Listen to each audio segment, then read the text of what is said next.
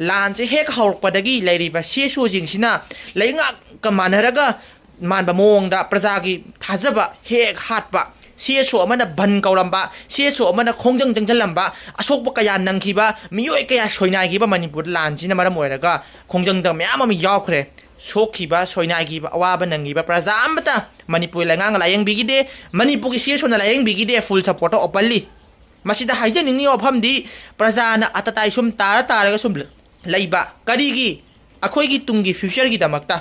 ꯑꯇꯇꯥꯏꯗ ꯇꯥꯖꯔꯒꯁꯨ ꯑꯩꯈꯣꯏ ꯑꯁꯦꯡꯕ ꯄꯥꯟꯗꯝꯗꯣ ꯐꯪꯕ ꯇꯥꯔꯒꯗꯤ ꯄꯦꯟꯖꯒꯗꯧꯕꯅꯤ ꯑꯗꯨꯕꯨ ꯑꯇꯇꯥꯏ ꯁꯨꯝ ꯇꯥꯕ CSOꯁꯨꯅ ꯁꯨꯝ ꯌꯥꯁꯟꯅꯈꯤꯕ ꯄꯥꯟꯗꯝꯗꯤ ꯍꯦꯛ ꯐꯪꯍꯧꯗ ꯃꯁꯤꯒꯤ ꯐꯤꯕꯝꯗ ꯁꯨꯝ ꯂꯩꯔꯛꯄꯗꯒꯤ ꯃꯅꯤꯄꯨꯔꯒꯤ ꯄ꯭ꯔꯖꯥ ꯄꯨꯝꯕꯅ CSO ꯍꯥꯏꯕ CSOꯁꯦ ꯃꯃꯤꯡꯕꯣꯛ ꯄꯟꯕꯗ ꯍꯪꯒꯣꯏ ꯇꯨꯀꯠꯆꯕ ꯍꯥꯏꯕꯁꯦ ꯄꯣꯛꯅꯔꯝꯂꯕꯅꯦꯕ ꯃꯤꯄꯥꯏꯅꯔꯝꯂꯕꯅꯦꯕ CSO ꯄꯟꯕ ꯃꯇꯝꯗ ꯍꯪꯒꯣꯏꯅꯔꯦꯕ ꯁꯤꯒꯤ ꯀꯟꯗꯤꯁꯟꯗ ꯂꯩꯔꯕ ꯃꯇꯝꯁꯤꯗ CSOꯁꯤꯡꯁꯤꯅ ꯀꯔꯝ ꯀꯥꯟꯗ ꯊꯥꯖꯕ ꯄ꯭ꯔꯖꯥꯗ ꯑꯩꯈꯣꯏ ꯄꯤꯒꯅꯤꯅ ꯈꯟꯒꯗꯧꯕꯒꯤ ꯃꯍꯨꯠꯇ ꯉꯁꯤꯅ ꯑꯃ ꯍꯥꯏ ꯍꯌꯦꯡꯅ ꯑꯃ ꯍꯥꯏ ꯑꯗꯨꯅ ꯑꯃ ꯍꯥꯏꯅ ꯁꯨꯝ ꯇꯧꯅꯔꯒ ꯂꯩꯔꯒꯉꯁꯤ ꯃꯅꯤꯄꯨꯔꯒꯤ ꯇꯁꯦꯡꯕ ꯏꯁꯨ ꯑꯃ ꯂꯥꯛꯄ ꯃꯅꯤꯄꯨꯔ ꯀꯟꯕꯒꯤ ꯃꯅꯤꯄꯨꯔꯒꯤ ꯇꯨꯡꯒꯤ ꯐ꯭ꯌꯨꯆꯔꯒꯤ ꯃꯔꯥꯏꯕ ꯂꯦꯞꯀꯗꯕ ꯇꯟꯖꯥ ꯂꯥꯛꯄ ꯃꯇꯝꯗ ꯁꯤꯒꯨꯝꯕ ꯍꯥꯟꯅꯒꯤ ꯌꯥꯁꯟꯅꯗꯕꯒꯤ ꯃꯑꯣꯡꯗ ꯐꯥꯒꯤ ꯇꯥꯍꯟꯕ ꯈꯣꯡꯖꯪ ꯆꯪꯉꯨꯕꯁꯤꯡꯅ ꯑꯇꯇꯥꯏ ꯇꯥꯍꯟꯕ ꯁꯤꯒꯨꯝꯕ ꯐꯤꯕꯝꯁꯦ ꯍꯟꯗꯛꯁꯨ ꯇꯧꯒꯗꯕ ꯃꯥꯟꯕ ꯃꯑꯣꯡꯗ ꯎꯠꯄ ꯍꯧꯔꯛꯄꯁꯦ ꯃꯁꯤ ꯄ꯭ꯔꯖꯥ ꯄꯨꯝꯅꯃꯛꯀꯤ ꯊꯃꯣꯏꯗ ꯄꯦꯟꯗꯕ ꯄꯣꯛꯅꯔꯤ ꯃꯔꯝ ꯑꯗꯨꯅ ꯂꯩꯔꯤꯕ CSOꯁꯤꯡꯁꯤꯅ ꯑꯃꯨꯛꯇꯪ ꯃꯅꯤꯄꯨꯔꯒꯤ प्रजाꯒꯤ ihul khangna leibak ki ihul khangna thabak tawbiu leibak kanbiu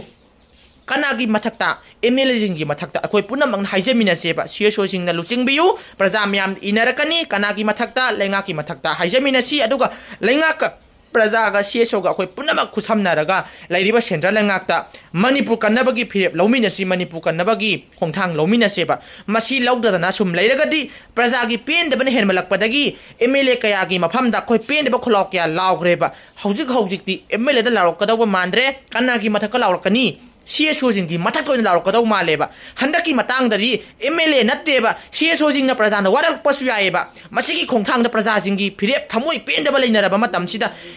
प्रजा जिंगी दमक्ता CSO जिंग ihul khanga thabak tawbiro madu tawda tarbida hauji ku sum su nairaga manipur kanbagi aroiba phirep matam yauraba matamda lingjian manadabida amana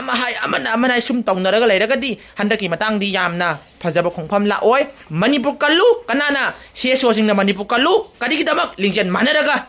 kanga dawriba nakhogi damakta ekhoigi damakta tungi future gi damakta kanada takshan gadawba MLA jingi mafamda akoi lingjen manana nattabida akoina CSO amana muk takshanba amana muk yanaba sugumma machong pak naidaba amana ma lingjen mandaba gi thabakse lingjen manaba ngamdabana maram oiraga ngasi manipurgi laingangna akoi praja akoi usitabani lingjen manadabana maram oiraga sendan usitabani akoi gi pandam amaba phangdabase lingjen manadabane mase akoi punama ungtang khaminaraga handaki matangdadi maning tung sungan hanbasu yararoi hanbam ju thoktre maramdi manipur je kanbagi upai handaki upai sina aroibaneba manipur se mutlaga leirabani anoba mayong chonghanaba ongtang honasi anoba mayong chonghanaba honabagi mota akoini hena khongpanga nation duna muthatbagi mawong se so kharan tawba manba mawong se tawnaragum si haibase aya ayakna praja amagi nu chinjaraga praja amagi penda boina phongdokchari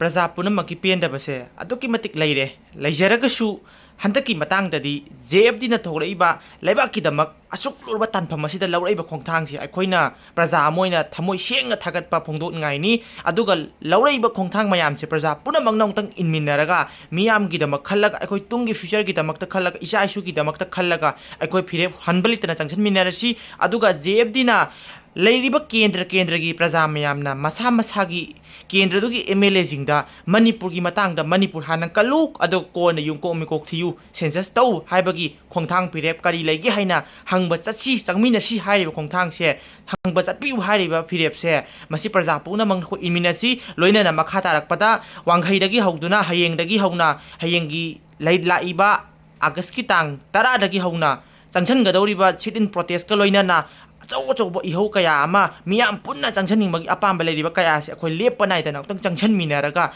handaki matangdadi leiriba CSO leiriba praja leiriba MLA yauna lingjen chap manaraga India gi mathakta Manipur ase niyom chumna ꯑꯁꯦꯡꯕ ꯀꯜꯂꯛꯄꯒꯤ idea ꯑꯃ ꯊꯣꯛꯂꯛꯅꯕꯒꯤꯗꯃꯛꯇ ꯂꯤꯡꯖꯦꯜ ꯃꯥꯟꯅꯕꯒꯤ ꯇꯥꯟꯖꯥ ꯑꯗꯣ ꯂꯧꯃꯤꯟꯅꯁꯤ ꯑꯗꯨꯅ ꯑꯩꯈꯣꯏꯅ JFDꯗ ꯊꯥꯗꯕ ꯊꯝꯁꯤ JFDꯒꯤꯗꯃꯛꯇ ꯃꯤꯆꯝ ꯄ꯭ꯔꯖꯥ ꯄꯨꯝꯅꯃꯛꯒ ꯂꯦꯞꯃꯤꯟꯅꯁꯤ ꯑꯩꯈꯣꯏ ꯅꯤꯡꯍꯜꯂꯒꯨꯝꯁꯤ JFCꯅ ꯁꯣꯏꯔꯛꯀꯗꯕ ꯌꯥꯎꯔꯁꯨ ꯑꯩꯈꯣꯏꯅ ꯁꯦꯝꯗꯣꯛꯃꯤꯟꯅꯁꯤ ꯑꯗꯨꯒ ꯄ꯭ꯔꯖꯥ ꯑꯩꯈꯣꯏꯅ ꯁꯣꯏꯔꯛꯀꯗꯕ ꯌꯥꯎꯔꯁꯨ JFDꯅ ꯁꯦꯝꯗꯣꯛꯆꯔꯛꯀꯅꯤ ꯑꯩꯈꯣꯏ ꯑꯃꯅ ꯑꯃ ꯑꯋꯥꯗ ꯄꯥ ꯃꯦꯟꯅꯔꯒ ꯂꯝꯗꯝ ꯀꯟꯃꯤꯟꯅꯁꯤ ꯍꯥꯏꯕꯁꯦ ꯃꯤꯆꯝ ꯄ꯭ꯔꯖꯥ ꯃꯌꯥꯝꯒꯤ ꯃꯐꯝꯗ ꯑꯩꯍꯥꯛꯀꯤ ꯇꯔꯞꯇꯒꯤ ꯏꯀꯥꯏ ꯈꯨꯝꯅꯕꯒ ꯂꯣꯏꯅꯅ ꯅꯨꯂꯨꯞꯅ ꯍꯥꯏꯖꯔꯤ